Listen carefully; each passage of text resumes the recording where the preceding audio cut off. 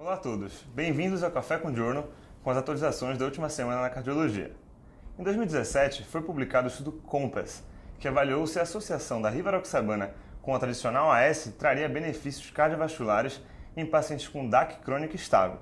Na ocasião, foi evidenciado redução de MACE com essa associação. Acreditando nesse potencial benefício da rivaroxabana, foi publicado na semana passada no JACC o estudo COMPASS-CABD, com pacientes do estudo COMPASS, porém agora avaliando o novo anticoagulante após a cirurgia de revascularização miocárdica. Foram randomizados quase 1.500 pacientes entre o 4º e o 14º dia após a cirurgia de revascularização para receber AS mais rivaroxabana na dose de 2,5 mg 2 vezes ao dia, ou AS isolado ou rivaroxabana 5 mg 2 vezes ao dia. Foi observado que não houve diferença entre os grupos quanto à patência dos enxertos avaliados por angiotomografia após o ano da cirurgia. Porém, foi encontrado o mesmo benefício com redução de MACE encontrado no estudo COMPASS. Muito interessante. Wagner. Continuamos vendo mais uma tentativa de entrada dos novos anticoagulantes no contexto da DAC. E apesar de ser uma opção possível nesse cenário, de acordo com o estudo do grupo COMPASS, os dados não são tão convincentes e no Brasil nem temos a dose de 2,5 mg.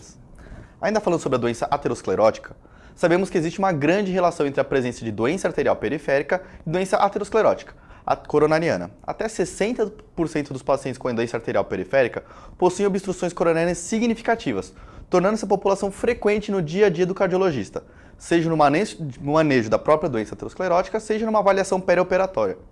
O próprio estudo COMPASS fez uma subanálise exclusiva dos pacientes com doença arterial periférica, mostrando resultados semelhantes aos observados nos pacientes com doença coronariana. Dessa forma, cada vez mais o clínico ou cardiologista precisam ter noções básicas sobre o manejo da doença arterial periférica, não podendo terceirizar tudo para o cirurgião vascular. Para auxiliar na tomada de decisão, foi publicado no JACC dessa semana um consenso conjunto das sociedades de cardiologia e de doença vascular, sobre o manejo correto e as indicações de intervenções cirúrgicas ou percutâneas na doença arterial periférica. O consenso expõe de forma clara as principais recomendações para a correção de estenose de artéria renal e correção de vasculopatias periféricas, sendo uma ferramenta útil para discutirmos o melhor tratamento juntamente com o cirurgião vascular nessa população de alto risco de eventos desfavoráveis no perioperatório. Agora, um estudo curioso, especialmente para nós médicos que temos um padrão de sono um tanto quanto atípico, foi publicado no JACC. Sabemos que a qualidade do sono tem uma relação íntima com a nossa capacidade funcional, produtividade laborativa, poder de concentração e também com a presença de doenças cardiovasculares. Sobre esse tema, foi publicado um estudo interessante no JACC, avaliando a relação entre o sono e a presença de doença aterosclerótica subclínica. Foi feito um registro do sono de quase 4.000 pacientes e dividido-os conforme a quantidade de sono avaliada pelo número de horas de sono e conforme a qualidade do sono avaliada pelo número de despertares noturnos e outras variáveis. Todos os pacientes foram submetidos ao Doppler de artéria femoral e carotídea, além de ser feita também a angiotomografia de coronariana para a avaliação de aterosclerose subclínica. Foi evidenciado que a duração de sono menor que 6 horas por dia e um sono muito fragmentado, com despertares noturnos diversos durante o sono, são fatores de risco independentes para a doença aterosclerótica subclínica.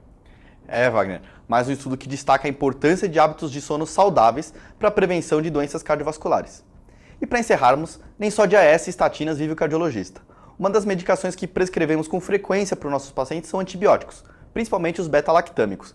Por exemplo, ao tratar ou fazer profilaxia para endocardite ou febre reumática. No entanto, uma queixa muito comum referida pelos pacientes é a presença de alergia à penicilina, o que normalmente acaba gerando a troca de antibióticos para esquema alternativos. Foi feito um levantamento sobre a questão nos Estados Unidos, publicado na edição do JAMA desta semana. Os autores revelaram que até 10% dos pacientes referiam ter alergia à penicilina.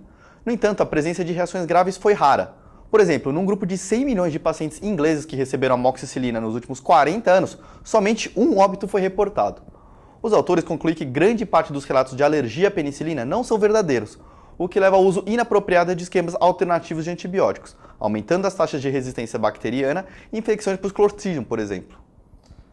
Perguntar a fundo qual foi o quadro alérgico que o paciente apresentou é vital na anamnese. Reações leves, rushes cutâneos discretos, alterações gastrointestinais e antecedentes familiares de alergia, por exemplo, parece ter pouca relação com a ocorrência de anafilaxia ou reações graves nessa população.